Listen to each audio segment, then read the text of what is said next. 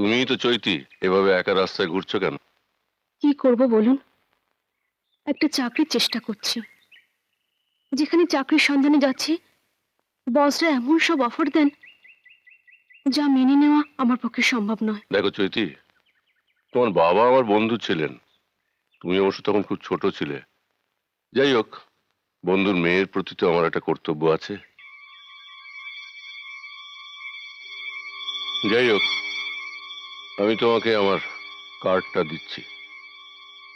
আগামীকাল তুমি আমার সঙ্গে অফিসে দেখা করো, এই নাও। ঠিক আছে, চলি।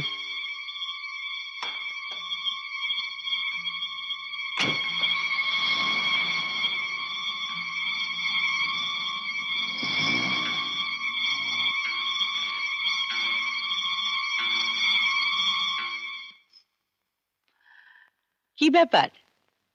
আজ মনে হচ্ছে হৃদয়ে খুব চোট পেয়েছো, যার জন্যে গ্লাসের উপর গ্লাস মদ মুখের ভেতর ঢেলে দিচ্ছ।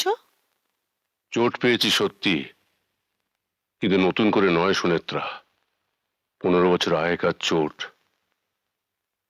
লক্ষ্মী নামের একটি মেয়ে আমাকে অবজ্ঞা করে আমার এই বন্ধু সত্যনারায়ণকে বিয়ে করেছিল।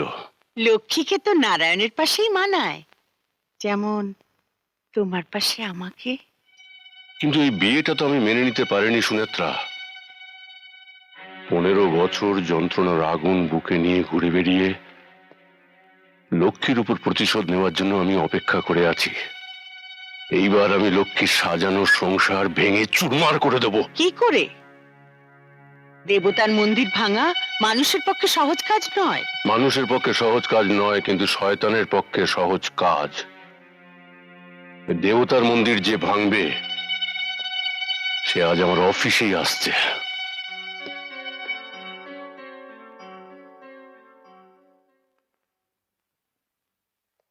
আসতে পারি স্যার? আমি তোমার জন্যই অপেক্ষা করছিলাম।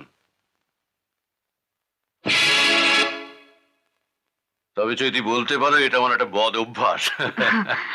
না না, এটা আপনার ব্যক্তিগত ব্যাপার। তাছাড়া এমন তো নয় যে কেউ খায় না। আপনি শুধু শুধু। তুমি সেদিন বলেছিলে না তোমার চাকরিটা খুব প্রয়োজন। হ্যাঁ, কিছুদিন হলো মা মারা গেছেন। মা হসপিটালে চাকরি করতেন। মা নেই, এখন তো আমায় একটা কিছু করতে হবে। তোমার আর কে কে আছে? ঘরে একা বোন, ওর পড়াশোনার জন্যে চাকরিটা আমার দরকার।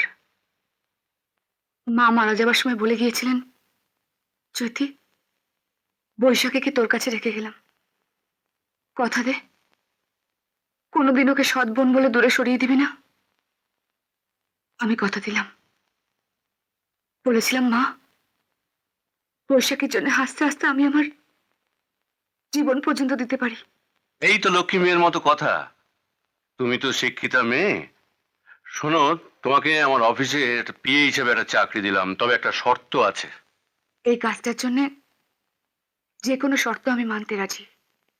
আমি মার কথা রাখতে চাই। শর্তটা এমন কোনো কঠিন শর্ত নয়। তুমি বিভাস চৌধুরী পিএ, তাই আমার সম্মানের কথা ভেবে তোমাকে আমার বাংলোতে চলে আসতে হবে। ভয় নেই, তোমার বোন তোমার সঙ্গে থাকবে। আপনি বললে আসবো।